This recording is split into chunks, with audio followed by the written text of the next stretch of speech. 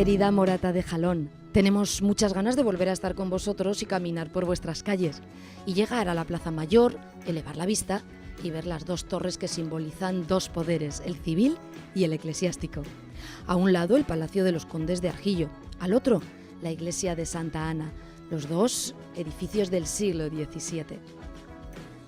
Pero ¿para qué engañaros? Apreciamos vuestra historia y vuestro rico patrimonio cultural y artístico, pero Morata de Jalón nos excita también el estómago, en especial la repostería, bollos, mantecados y tortas que elevan el alma al cielo, y ese pan que tiene el sabor del pan de toda la vida, hecho en horno de leña, como antaño. Bajaremos el empacho de repostería moratina tomando un café en el bar La Plaza y después con un paseo hasta el puente de Capurnos. El conde de Morata lo ordenó construir sobre el cauce del Jalón en el camino viejo a Chodes.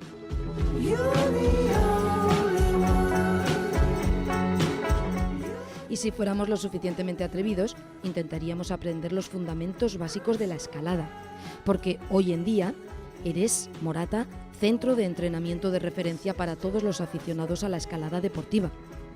Las paredes de roca de las hoces del río Jalón son ideales para los escaladores que empiezan a iniciarse en este deporte.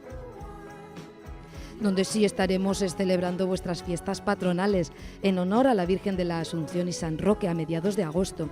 Ah, y para Santa Bárbara, las fiestas menores de diciembre, guardadnos torta y un vaso de mistela para poder entrar en calor mientras vemos el encendido de la hoguera. Besos y abrazos para todos vosotros, moratinos y moratinas. Firmado, las personas que hacemos Esta es mi tierra.